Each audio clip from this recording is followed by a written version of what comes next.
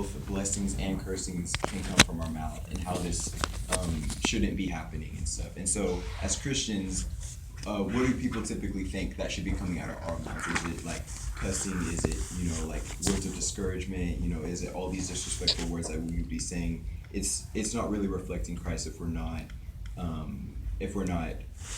speaking like Christ and being encouraging like Christ. You know what I'm saying? So that's what he's saying. He's saying, can a fig tree produce olives? Well, of course it can.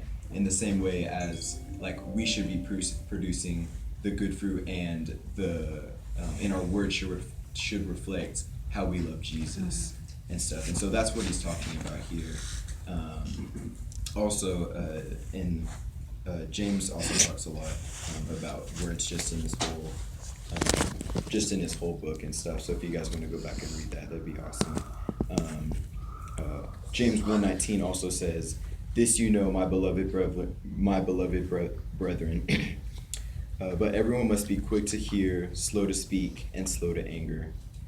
So he's talking about how whenever sometimes we can get angry, we can say things that we don't want to say. Have you guys ever gotten angry at your parents, or maybe even your teachers or friends, and you just regretted something that you've said, and you're just like, where did that come from? I regret that so much. So, but we have self-control, in Jesus and stuff. So, just whenever you guys are feeling frustrated or anxious and stuff, ask for self-control and ask for wisdom on what to say in difficult situations like that.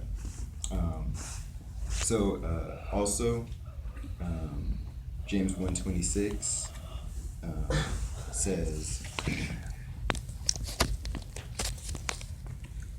"If anyone thinks himself to be religious and yet does not bridle his tongue, but deceives his own heart, the man's religion is worthless."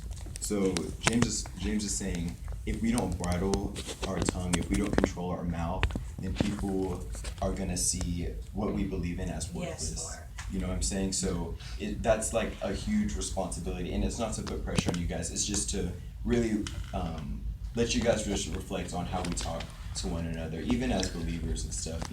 It can get easy to kind of joke around and make the same jokes and things like that.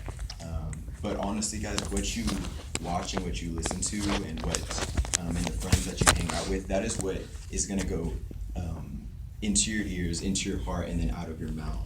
So whatever, like, the influence that you guys are under is it's insane. So like, just make sure that you guys are surrounded by like-minded believers. Make sure you're surrounded by positive influence. Make sure you're not watching these things that will ultimately cause you to stumble and cause other people to look at you as probably not a Christ follower. You know what I'm saying? Because constant repetition of those things are going to go into your heart, and you're going to start thinking about them, and that's just all what is going to be in your mind, and eventually it's going to come out of your mouth.